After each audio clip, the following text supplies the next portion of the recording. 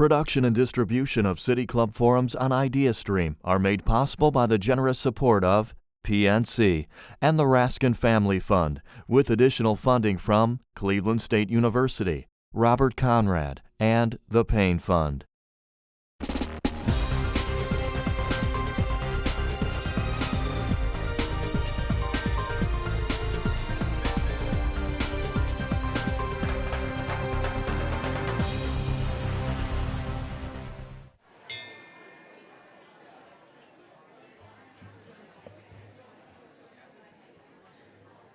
Good afternoon, and welcome to the City Club of Cleveland.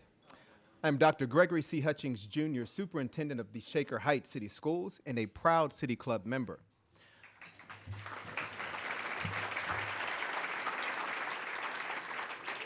I am pleased to introduce today's speaker, a reporter for the Washington Post, author of They Can't Kill Us All, Ferguson, Baltimore, and a New Era in America's Racial Justice Movement, and a graduate of the Shaker Heights City Schools, Wesley Lowery.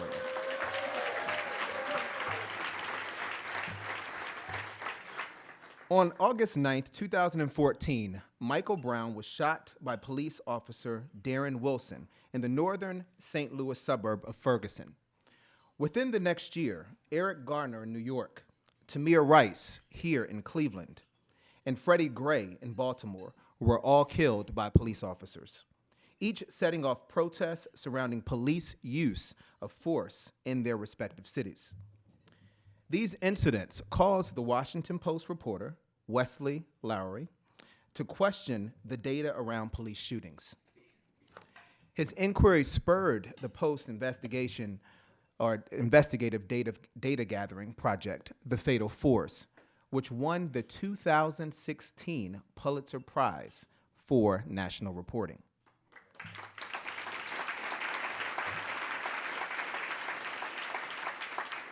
The rest of his experiences covering police shootings are chronicled in his first book, They Can't Kill Us All, Ferguson, Baltimore, and a New Era in America's Racial Justice Movement, which was published last year.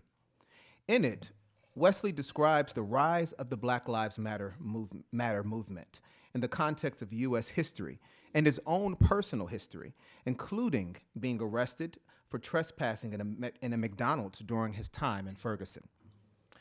The City Club has hosted several conversations on the ongoing struggle between law enforcement, race, and justice, and we're pleased to have Wesley Lowery with us today to share his perspective.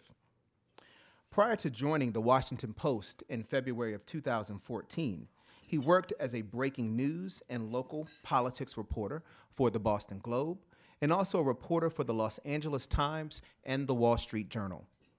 In 2014, he was named by the National Association of Black Journalists as an Emerging Journalist of the Year. It has been truly an honor and a pleasure to have this opportunity to introduce one of our very own in Shaker Heights City Schools and an outstanding alum, Mr. Wesley Lowery. So ladies and gentlemen, members and friends of the City Club, please join me in welcoming Mr. Wesley Lowery.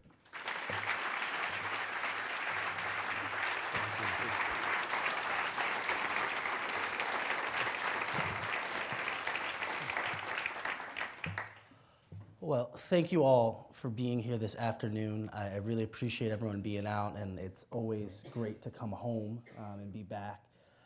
In that vein, I wanted to start by thanking a few people who are in this room. My parents are sitting down front. My high school journalism teacher, Natalie Sahiski, is sitting over there, who taught me basically everything I know to do the job that I'm still doing now. There's a group of Minority Achievement Committee scholars from Shaker Heights High School, a group that I was very proud to be a member and a leader of when I was here. And I want to thank the City Club as well. This was a venue and a forum where, as a student, I attended talks here, as well as helped facilitate some programs here as a member of Shaker Heights High School Student Group on Race Relations. And this was always a space of learning, of conversation, and of growth. And so it's a real honor to be able to be back here today. I also wanted to take a moment. what I cover for the Washington Post as a national correspondent are issues of police and racing, policing and race. I'm sorry, and I have spent a lot of time writing and chronicling the stories of young activists, young people who've taken to the street in response to police violence, the stories of police officers and chiefs as they attempt to implement reforms, as well as the stories of the families who have lost loved ones amidst these conversations. And I think sometimes it can be easy for us in these discussions, in these panel talks, in these speeches, to forget the real human cost of this conversation. And so in the room today, we've got Samaria Rice, the mother of Tamir Rice, and I just wanted to take a moment to acknowledge her and thank her for being here.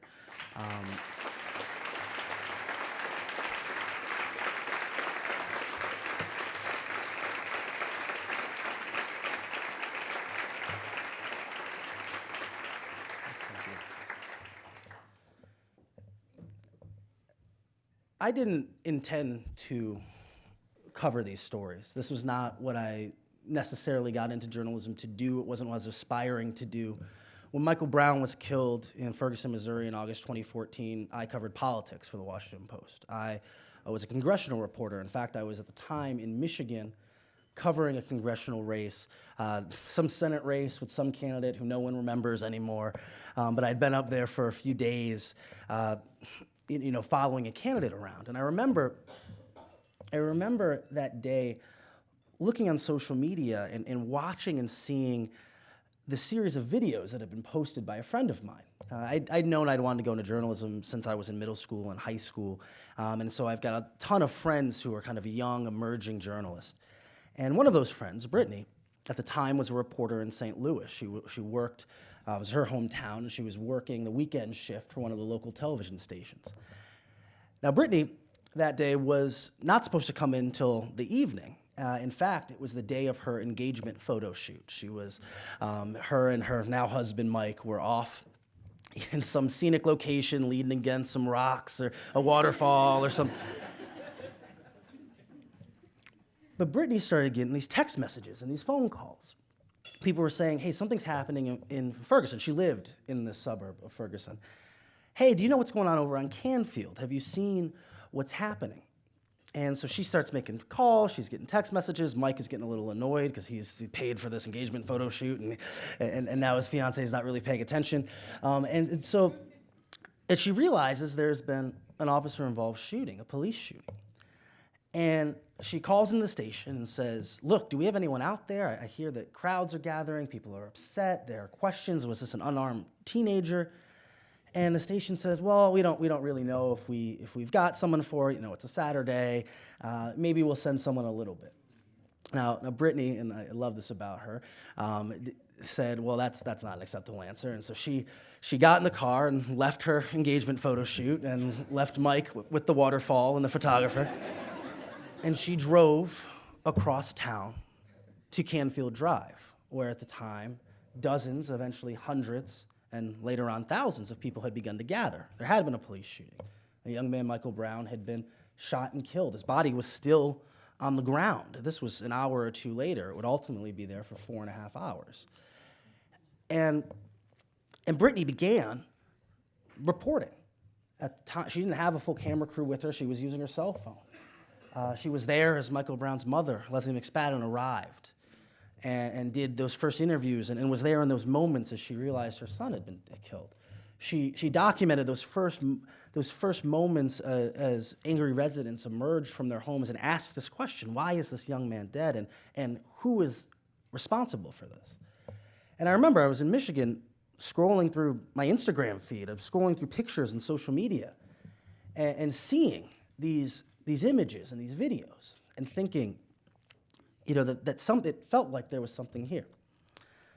I got back to Washington after that trip. I arrived back, I think I did maybe an overnight flight even, got in that Monday morning, and it had now been 2 or 3 days since Michael Brown's death, and the tensions had not calmed. There had been 2 or 3 nights now of protests. There had been, at times, some rioting. A Quick Trip gas station had been burned down, and as I was sitting talking to one of my colleagues about what we might do, how we might cover this. Again, I covered politics, so I'm thinking I can call the senators or the congressmen. Maybe there'll be some information. Maybe the Department of Justice will get involved. That's a kind of DC story. We're talking about this, and one of my editors said, look, could you get on an airplane? Could you just go? We need to get someone there. We need to figure out what's happening. We need to tell the story of this community. I really did not want to go. I had just gotten back from this other trip, but I still had that bag packed, and so I said, well, fine, I'll drop in. And, I remember texting some of my friends that day, and I told them, look, I think I'm going out of town for 3 days. No need to cancel our plans for the weekend. We'll still get together and, watch whatever sporting event we had planned. I thought this was going to be a relatively quick story. I'd covered police shootings before, and unfortunately, I knew that very often the appetite was small, that I would drop in and I'd write a story, and then people would likely move on. So I got on the airplane, flew to St. Louis, and I landed, and one of the first places I went was to a church in North St. Louis, where Michael Brown's family, Michael Brown Sr. and Leslie, were having their first press conference. And it was a scene that I felt like I'd been in before. Again, I'd covered some police violence previously at the Globe, at the Boston Globe and the LA Times. And I watched as a family walked in with, T-shirts with an image of their son just printed on them. I watched as Benjamin Crump arrived, a civil rights attorney who I knew from his work in the Trayvon Martin case, who had just been retained by the family, and he entered. And I listened. I listened back to the audio of this press conference recently, and I listened as he talked about how this wasn't some isolated incident, how this story of this man, the details still surfacing, was linked to so many other names. Now, the list of names he gave then were different than the list of names we might give today. He was talking about Trayvon Martin and Jordan Davis and Troy Davis prior to that, Amadou Diallo. And he was talking about how Michael Brown couldn't just be another name, but that this needed to be a moment that we truly grappled with policing and how our relationships with the police are different community to community. I left that press conference and went to another church in St. Louis. The NAACP had arrived, and they were going to host a large community forum. There was this desire for information. Everyone wanted to know what was happening. And as I arrived at this other press conference, one thing I'll say about me, and those in the room who know me can attest, logistics are not my strong suit. And so I typically, if I'm supposed to be somewhere at 1, you can expect me around 1:30, 1:45. And so as I arrive at the second press conference, I see 100, maybe 150 people standing in the parking lot of this church. And so my first assumption is that I have missed the meeting. Either it is that it must already be over and folks are coming out, or maybe, because there's a time zone thing, it's Central Time now, maybe I've arrived an hour early and the doors aren't even open yet. That would be a great, that would be excellent, that'd be ideal. So I get out of I park the car, and I'm thinking, all right, well, I've probably missed it. These are folks getting ready to go to their cars. Let me jump out of the car, interview a few folks, figure out what I've missed, and salvage this. And as I walk, I weave my way through this crowd, and I realized that as I got to the door, that no, I had gotten there at the right time. I got to the front door, and one of the ushers said to me, well, are you here for the meeting? What's going on? I said, yeah, what's happening? And they said, well, we're at capacity. The church already has 700 people in it. These 150 people have decided they want to wait in the parking lot so that they can hear, after the meeting, be told what was happened inside. Now, that was a moment for me that really told me this was something different. I'd covered a lot of community meetings. Very often, it was the same 4 or 5 people in those meetings. Very often, it was just the family of the person whose life had been lost, or their friends in their community, but that the full community support wasn't always there. Here, on the second week of August in St. Louis, it was 100.5 degrees. There were 200 people standing in an asphalt parking lot saying, we'll wait a few hours so we can hear what happened, so we can get this information. We want to know what happened to this young man.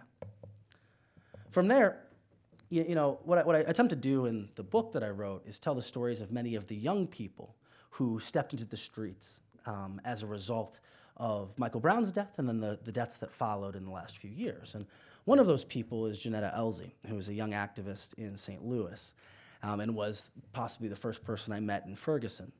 When I knew I was going to go, I sent out a message on social media. I said, hey, who's in St. Louis? Who do we know there? Are there activists? Are there people I should be talking to? I know I'm coming to this story a few days late. I want to get a lay of the land. And everyone, over and over and over again, said, you need to talk to Janetta. Janetta had been everywhere. She had gone out that first day of the demonstrations. And in fact, in part because one of her friends had been killed by the police several months earlier. And she'd watched how she felt the media had demonized him. She watched how the coverage was reductive, how he was this man who she knew and loved was painted as this thug who must have been in the wrong and that his death must have been his own fault. And so when she heard that Michael Brown had been killed, she thought to herself, I'm not going to allow this to happen again. This isn't going to happen to another young man in my community. I'm going to go out there, and if I'm there telling the truth about what really happened, then people can't lie about what happened. And so Janetta had been everywhere. She'd been at the protest, she'd been at the demonstration, she'd been at the vigil, she was live tweeting, everything. And so I met up with Janetta, and at the time we had been messaging each other on Twitter, and I said, look, I'm gonna be the light-skinned guy in the orange sweater, and I'm gonna come up to you and we'll talk. She's like, oh, and so I find Netta, she's at the front of this meeting, and I find Netta, and the first thing she says to me goes, you didn't tell me you were gonna be this light-skinned. I was like, all right.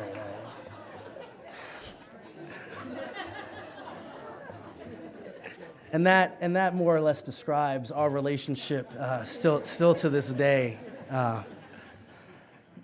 But I find Netta, and I say, look, I want you to take me into, we're still in kind of St. Louis proper. Let's go into Ferguson. Let's go to the spot where the shooting happened. I want to talk to some residents. I want to see with my eyes where this took place, and I want to see if I can start getting some answers and some information. And so we get in the car, and she's, and I'm driving, and she's warning me. She's like, there's speed traps everywhere, and I'm ignoring her. And knowing what I now know about the way fines and tickets work, I probably should have driven a little more judiciously. But we got into Ferguson, and I get out of the car, and she goes to buy some bottled water to hand out to activists, and I'm starting to interview people about what's going on. And I remember in that first day, it's almost quaint or naive, the questions you ask initially. Very often the media, I think, asks very dumb questions in these moments. And so here I am in a place I don't know, talking to folks I don't know, trying to understand a context I don't have. And I'm asking people, well, so how would you describe the relationship with the police here? Do you trust the police? What do you think justice is? These kind of soundbitey questions. What I'm hearing back in response from so many of the people in this community are stories that are horrifying, stories of nights spent in jail for unpaid parking and speeding tickets, stories of people calling the police for help and ending up in handcuffs. And I'm writing these things down in my notebook, and I'm thinking, well, I'm never gonna be able to prove this. I can't even use some of this. People are telling me these stories, but how am I going to be able to quantify them in a way that I can put them in the Washington Post? I thought I was gonna be there for 3 days. I ended up more or less living in St. Louis for about 3 months, from the time Michael Brown was killed until November, when the grand jury decision was announced that Darren Wilson would not be charged. And since then, I've spent 3 years covering these stories, writing about policing, writing about police use of force, and writing about both the activists who have entered activism as a result of these deaths, as well as many of the families who've lost loved ones. From Ferguson, I went to New York. The day I left St. Louis was, in fact, the day that it was announced that the officers who killed Eric Gardner, would not be charged. And from New York, I came back here to Cleveland. It was when the video had been released of Tamir Rice's death. And I remember, and from there it became Charleston and Baltimore, and back to Charleston and New York and Milwaukee, city after city, where the people were telling the same stories that I had heard those first few days. Now, back on the ground in Ferguson, I would very often, I was very new to this idea. Again, this wasn't what I covered previously. I didn't understand a lot of policing and policing policy and the politics of it. And there was this real question of how often or how rare are these police use of force incidents? We didn't know the answer to that. I remember doing interviews at the very beginning of this, and I would talk to residents who were out in the street. I talked to family members, and they would say, this is an epidemic. Black men are being killed in the streets every day. And being a good reporter, I would call the police, and I would say, hey, so people say you're killing black men all the time. What's the deal? And they would say, we don't know what you're talking about. We definitely don't kill any unarmed black people. People are making this up. And don't you know, most officers never draw their weapons in the course of their career. And look, and when we do kill someone, they're definitely not unarmed, but even if they are, they probably deserved it. We don't know what you're talking about. And so I'd write these stories where you would quote one side and then you'd quote another, and I remember talking to an editor once, and she said to me, well, which one of those is true? Either the police are killing unarmed black men in the streets every day, or these police shootings are rare and they never happen. There's a truth here. We need to be able to get at that. Which one is true? And so we started making phone calls. We called the Ferguson police and said, how many unarmed black people have you killed this year? We called, exactly, it sounds so like, it's such a brute, question, right? What? And they said, we don't know. And so we called the Missouri Secretary of State. We said, how many unarmed black people have been killed by the police in the state, maybe last year? And they, we don't count that. We don't know.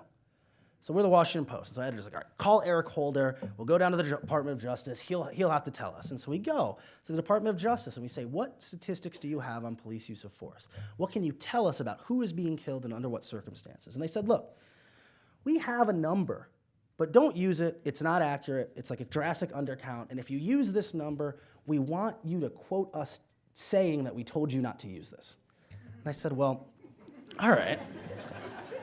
That clearly, what we realized very quickly here in a country that is obsessed with quantifying and counting, that we had no accurate account of how often people were being killed by police officers. Think about that, right? We know, we can tell you, I'm from Shaker, right? So we could tell you exactly how many people saw the movie Get Out last weekend in Shaker Square and how many of them bought popcorn.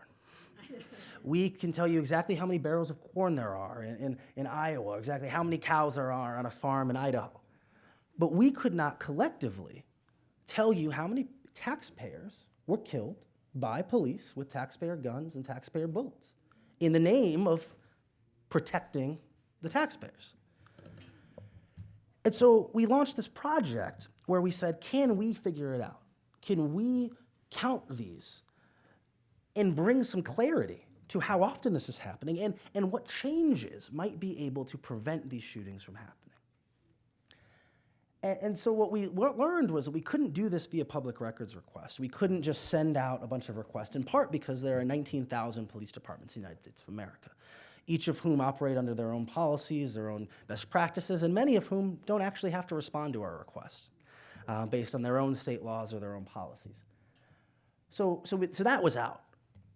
But what we could do, what we did realize, was that when someone is killed by the police, especially if they're shot by the police, that no matter where it is, in the biggest markets in the world, the LAs, the DCs, the New Yorks, and the smallest markets in the world, one reporter at least one time writes about it once. One reporter will stand at the crime scene tape and say, we're here at the scene of an officer-involved shooting. They'll write a brief for the newspaper. And so what we constructed was a system where every single day we ran a series of Google searches to find any additional officer-involved shooting from the previous day. And then we recorded them in a spreadsheet. We said, all right, we got another one in Milwaukee. And then we would call Milwaukee and we'd say, hey, we heard you had an officer-involved shooting yesterday. What can you tell us about this? At the time, we only knew we wanted to find out people's races, maybe if they were armed or unarmed, and we didn't even know what that would mean. How do you deal with a toy weapon or someone who is in a car? How is that recorded? And then we began seeing these other trends that in many of these cases, mental illness seemed to be a factor. In so many of these cases, there were toy weapons. There were children being killed. So we started tracking a bunch of other things. Well, okay, did they say mental illness was a factor? Was this a toy? But the main thing we were looking at the time was number. How often was this happening? Now, those FBI statistics, the Department of Justice statistics, according to the Department of Justice, there had never been more than 463 people shot and killed by the police in any given year. That was the highest number they'd ever recorded. We got to May, and we were nearing 500. By the end of 2015, we'd recorded 991 fatal police shootings that year, 3 a day. Now, while it was unquestionably true that the majority of the people killed were white, as is the majority of the nation we live in, and the majority of people killed were armed in a country that has millions of guns in it, that we saw clear racial disparities in who was being killed and how they were being killed. Right? That while black Americans represent 12 to 13% of our population, they were making up a full 24% of those killed by the police and 40% of the unarmed people being killed by the police. What we also saw were these massive chunks of these shootings where mental illness was so clearly a factor, where police had been called into scenarios of someone having a breakdown, of someone being off of their medication, of someone in crisis, and that our societal solution to that was to insert someone with a gun. We also began to learn the difficulties in how you address police violence. As I said earlier, there are 18,000 to 19,000 police departments, each of whom have their own training, their own best practices, their own policies, which means that when we learn a lesson in one city, it does not actually get learned in the other cities very often. One example I like to use is just talking to a source this morning about this was in 1972, the New York Police Department realized it had a massive problem with shooting people who are inside of moving cars. They would get in these police chases and the officers would open fire, but the thing about shooting at a car is that you usually miss. And so here you had bystanders being hit, children playing hopscotch who are getting hit as the police chase comes past them. They're shooting up apartment buildings, or you have officers on two sides of a car shooting each other because they missed. That year, there were 950 shootings by police, not all fatal, in New York. They banned the practice of shooting at moving vehicles that year. And by the next year, that number had been cut in half. The New York Police Department now has just a handful, a few dozen shootings each year. But there are departments across the country that refuse to adopt, now 40, 50 years later, who are still saying, we don't know about these policies about not shooting at cars. That when we learn something in this space, it has to be learned 19,000 individual times, which prevents large-scale reform in many avenues. Now, my colleagues and I worked on this project in 2015. We continued it in 2016, and we continue it today. We still, every day, track fatal police shootings. We spend every day talking to families of people who've lost their lives because of police violence, as well as the officers. We have called every single police officer who's been involved in a fatal shooting in the last 3 years.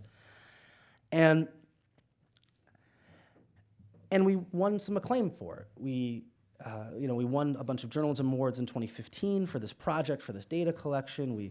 My work's been recognized, which I appreciate, but I think back very often to those first days in Ferguson, to when I showed up and I had so many people telling me on the record with their names, in vivid detail, their lived experiences, and I remember my inclination to be skeptical of them.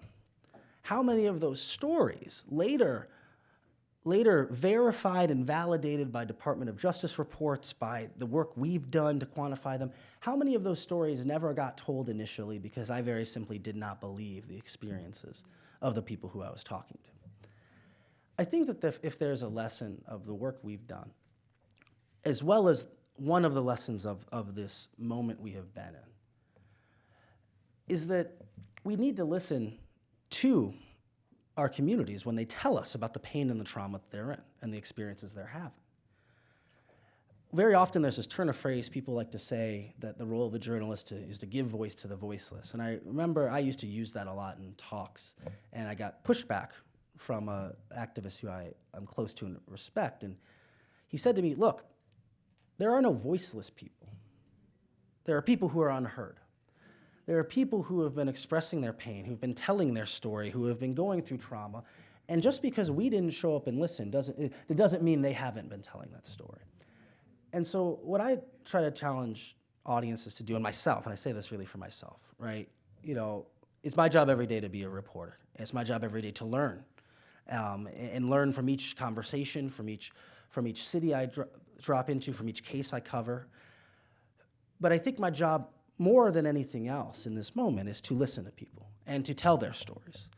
And I think that for all of us who have been shocked or pained each time there's a new name, and each time there's a new hashtag, each time there's a new video, we have to shake that off. This should not surprise us. And if it does, I think it means maybe we're not listening well enough. So thank you guys all for having me today, and I'm really looking forward to our conversation and some questions.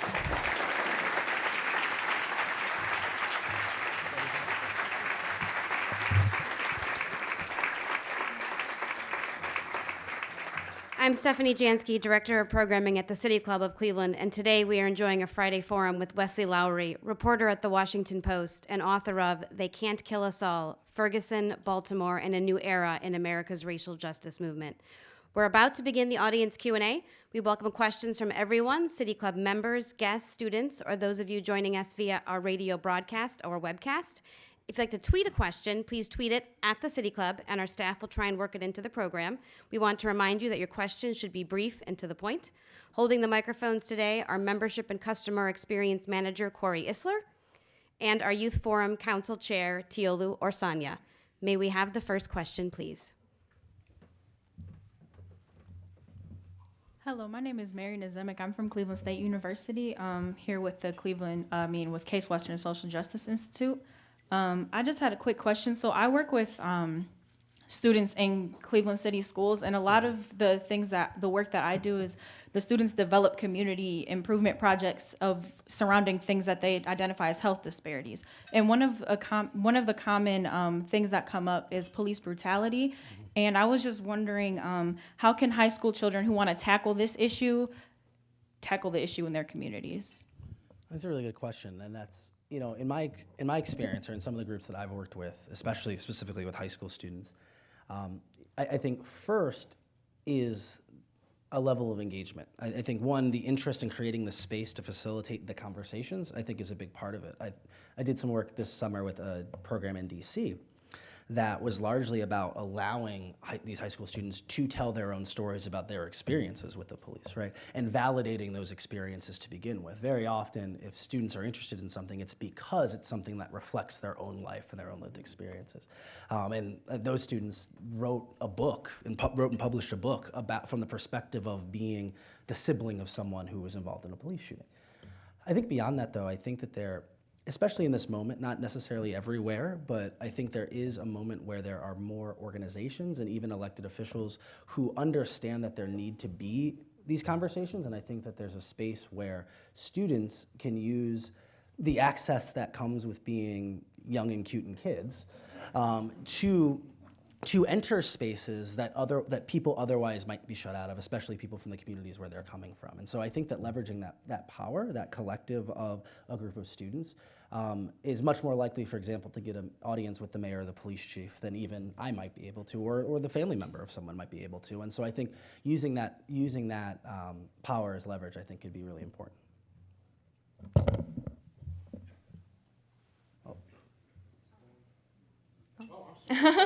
Sorry. So my question actually builds off this first question.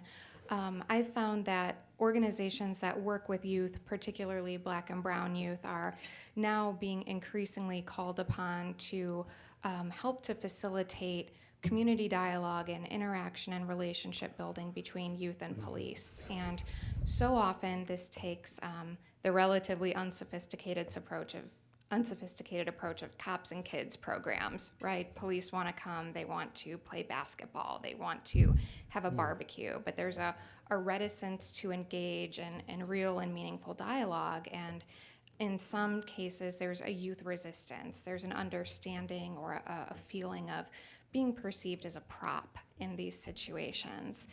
And I'm wondering, I believe that youth have a powerful and meaningful voice. I believe they need to be at the table as we talk about transforming police culture. I'm wondering, how do we get them a seat at the table, but more importantly, how do we get adults to listen? And how do we allow for a more sophisticated level of engagement? I think one of the best examples of that, and I'm racking my brain for the name of the specific program, but there's a program in Baltimore where there's a group of young student activists, and what they do is they host police trainings within the police training academy. They come in and they facilitate scenarios. They host a day and a half of the training. They are the facilitators. And in that, there are policing scenario trainings, there are conflict management trainings, but it creates a space where you have officers and students and young people talking about the actual interactions they would have in real life. Not having a simulated interaction, but rather talking about, okay, that time when you came and broke up the fight in our school, and this is what it looked like to us, where you can build an actual conversation of people discussing things that matter and that are real. I think that, in my experience, or at least the programs that I know of, I think those tend to be the scenarios that are best. Now, what's difficult is that you have to have agencies and departments that are willing to engage at that type of substantive level. But I do think that even talking to policing leaders, whether it be chiefs or trainers who have participated in those types of programs, I think very often they find them extremely rewarding and understanding, or at least fulfilling, right?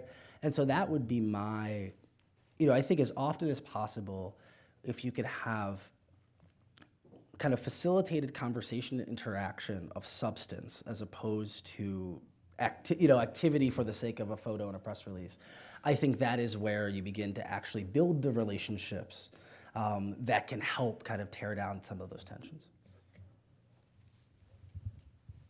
Hi, you spoke to police-involved killings. Hi, I'm Catrice Williams with the ACLU of Ohio.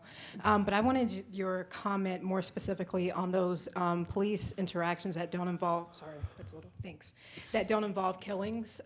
Specifically, can you talk about the racial disparities between when police officers are able to disarm, peacefully arrest, and then not assault individuals, because we see numerous videos where there have been police standoffs, specifically with white males, and they're never assaulted. And then you see in other video instances where black men, more recently in Euclid, who have been punched and kicked in the face. So can you talk a little bit about that? Of course, and it's, and one of the reasons I frame a lot of my conversations specifically around the use of fatal force is because we've created data that we can now talk about it with authority. What's difficult across policing is that there's so little data available in the aggregate where we actually can tell you across the board, which is, again, something I think is kind of ridiculous. But when we look at, as every time this has been studied, from fatal force down, we found consistently that there are racial disparities that persist, both with the use of fatal force as well as the use with less than fatal force, right? There was a study by Ronald Fryer at Harvard that came out in 2016. And that was a controversial study for a few reasons, but one of his findings was that after reviewing 12 departments worth of use of force data, what he found was that at every level of force less than fatal force, there were clear racial disparities in how that force was applied. That a black man who was pulled over was much more likely to be asked to step out of his car, for example, than asked to stay in his car. That a black man was more likely than a white man to have been punched or kicked, right? What we've also found is that, because kind of the canards that get thrown back in response to that data are very often about, well, what about crime rates, or what about, every time this has been looked at, including at the fatal level where we've looked at it as well as in other data sets, what we found is that you can, one, that there's not a direct correlation between crime rates and the use of force. It is not that in the most dangerous places, police are using force more often. But then beyond that, what is also true is that I'm trying to make sure I say this right. What's also true is that a white person who has to pose a higher level of threat to the police officer to merit the use of fatal force than a black person. When we've analyzed, for example, all of the unarmed people who have been killed by the police, and we've gone case by case through them, what we find is that the actual threat presented to the officer is at the very least equal, but very often less when a black person ends up being killed as opposed to a white person. They have to do much more to have force exacted upon them, right? All that to say, while there's not been enough study of all this, there has been enough to declaratively state that there are clear racial disparities in police use of force, and that no amount of data, reams and reams and reams of data, will convince people who are invested in the idea that race clearly plays no role and must not have anything to do with it, right? There will always be someone ready to explain to you why this thing that is clearly about race is not about race. And so there is some futility sometimes even in continuing to engage in that. I mean, I believe in collecting this data and empirically showing time and time again why what our lived experience, what we know to be true, let me prove to you that it's true. But like I said, I think at some point collectively, we as a society, we have to decide we're going to believe people. Yes, Brother Wesley, Jack Drury, class of 67 at Shaker, here for my 50th reunion. Just,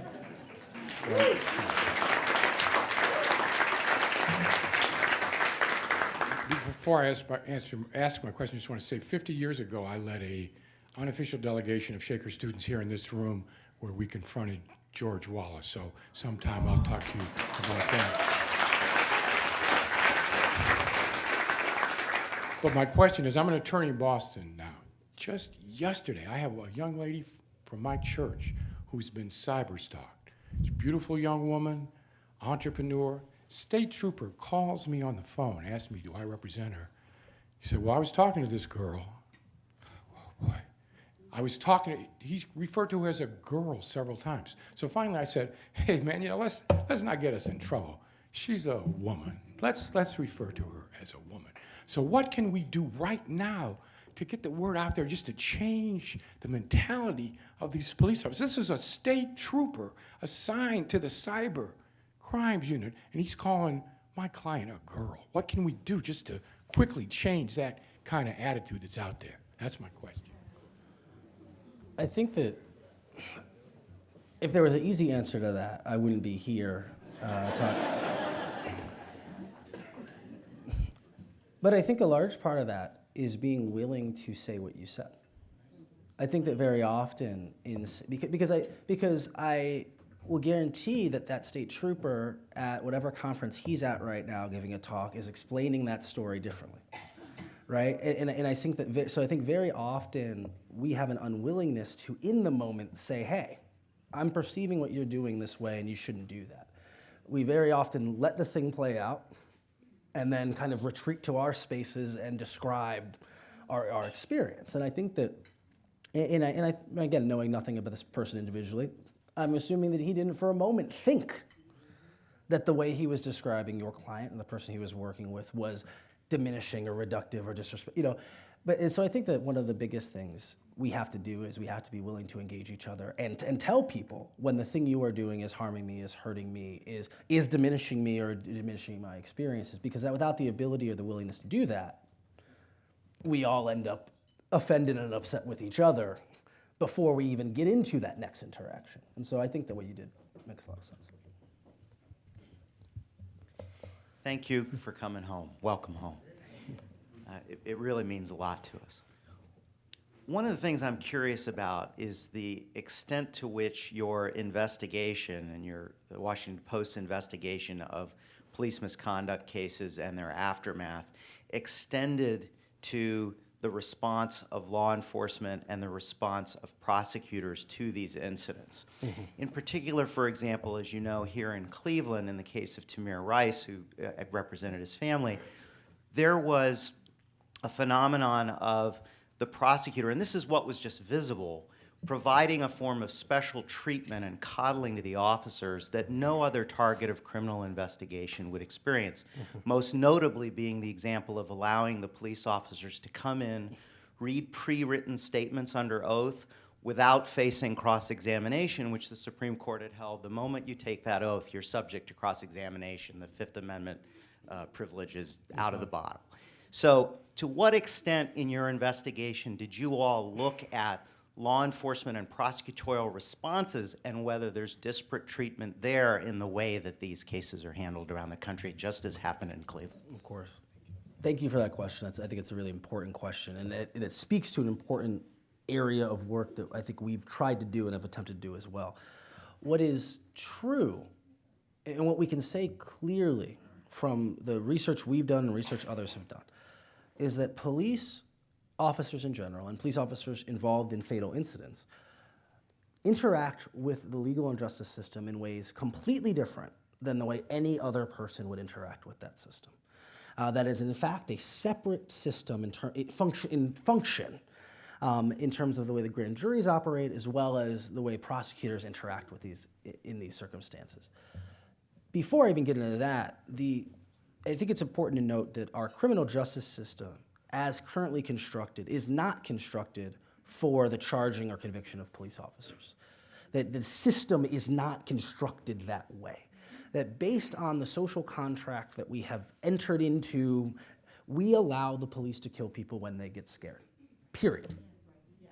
Right? And I'm not saying that should be what it is, but the reality of the system as it exists is that if a police officer, unless you can prove beyond a reasonable doubt that the officer was not scared, it does not matter any of the circumstances of what happened. And we see this bearing out in the empirical data on prosecutions, right? So we did a piece and a project anchored by two of my colleagues looking specifically at prosecutions. We looked at the decade from 2005 to 2014, the decade prior to Michael Brown's death. And what we found was that what we know now is that there are about 1,000 fatal police shootings a year. We don't have accurate data for all of those years, but there's no reason to believe that that was different. We found 54 cases of officers being charged in connection to an on-duty fatal shooting in that decade. And so that's 5 a year when there were probably 1,000 fatal shootings a year, right? And so statistically, probability-wise, we can state police officers do not get charged for these fatal shootings, no matter the circumstances. What we found beyond that was that there were just a handful of cases where there was a conviction. The vast majority of those cases, there is no conviction whatsoever. It's either a not guilty or they drop the charges eventually. There are some cases where they can extract some type of plea deal, almost no cases where they are convicting an officer of murder or manslaughter. In the vast majority of those cases, as was the case here, prosecutors are holding essentially a stand-in secondary court proceeding process through the grand jury process. While if someone were to come onto this stage and murder me right now, which please no one do that, right? But if someone were to do that, they would be arrested and immediately charged with murder because there would be probable cause for that murder. A single witness statement would be enough to support a charge of murder. Now, there might be some extenuating circumstance we don't know. They might end up not being convicted of that crime. But on that first day, there would be enough probable cause. The way this system works is completely different for a police officer. There's, of course, probable cause for a charge in these cases. You have watched on video. The officer has said in a statement what he did or did not do. For anyone else, that would result immediately in a charge. The way that prosecutors handle policing, and there's a real question of whether or not the local prosecutors even should be handling any of, they have daily relationships with these police departments. They need these police departments very often. Should they even be doing this? It's a separate conversation. But what happens when a police officer kills someone very often is that the prosecutor convenes a trial within the secret grand jury. They call witnesses. They call use of force experts. They allow people to speak on the behalf of the potentially accused and explain away why this thing they did is not a crime and should not result in a charge. Now again, that would never happen for any of the rest of us.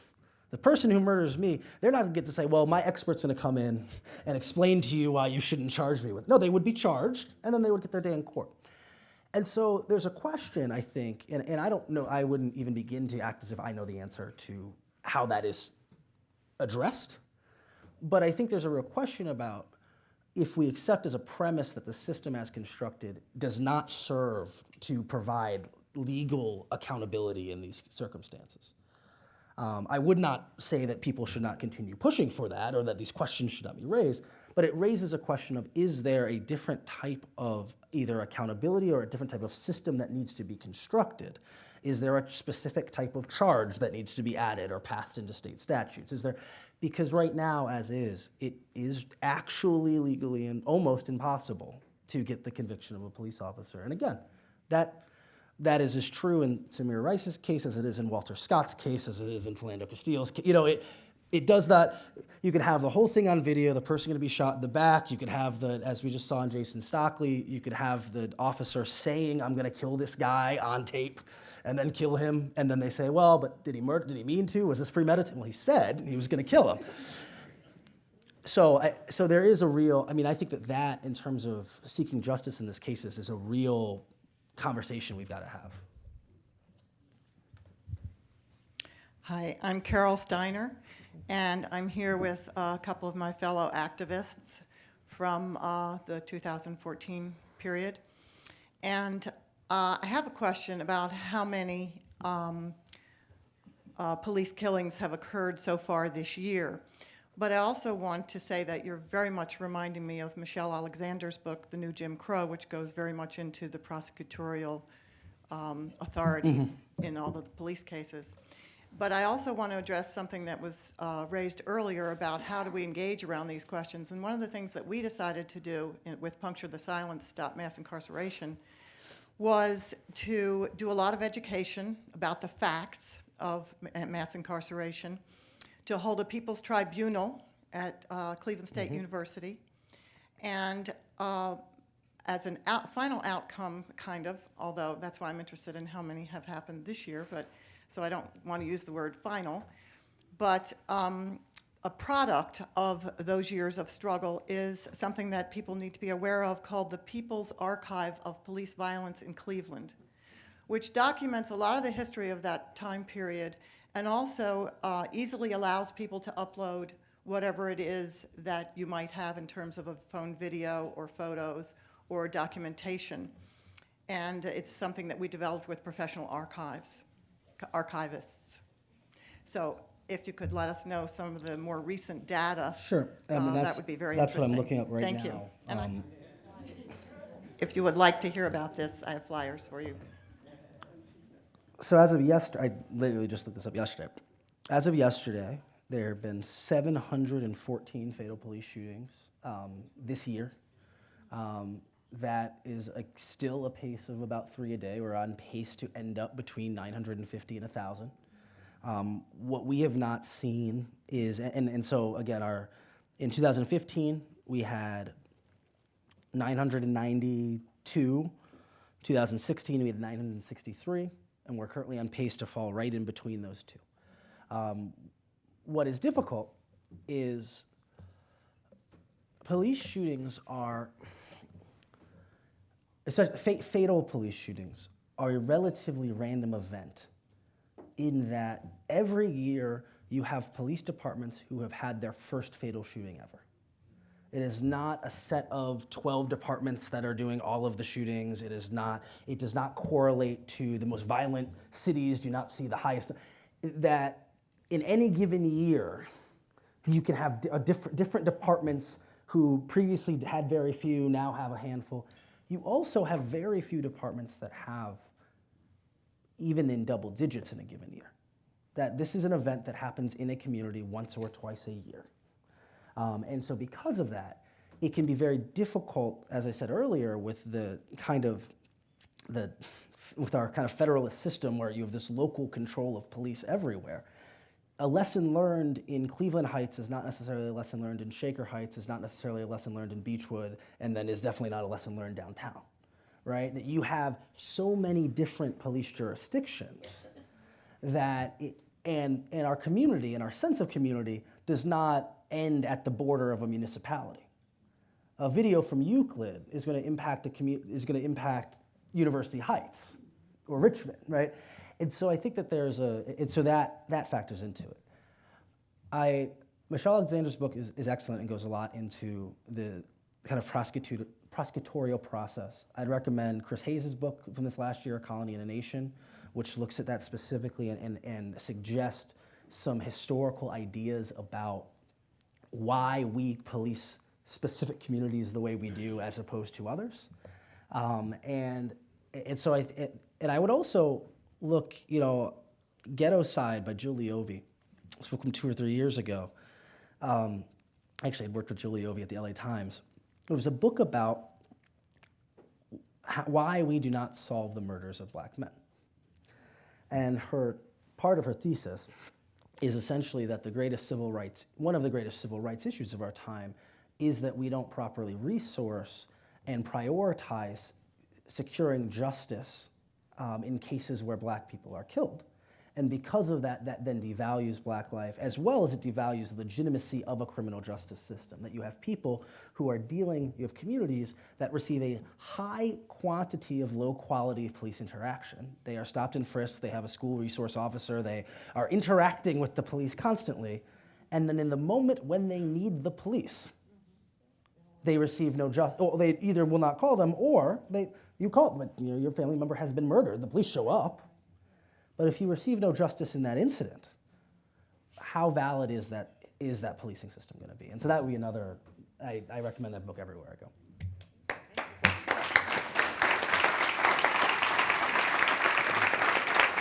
Thank you. Good job.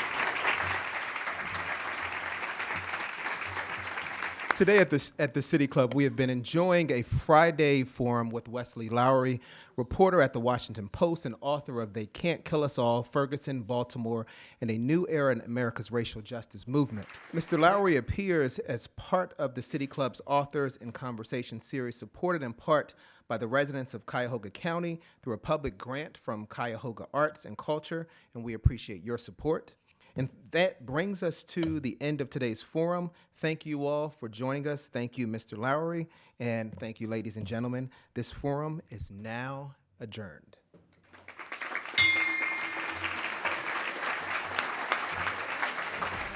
For information on upcoming speakers or for podcasts of the City Club, go to cityclub.org.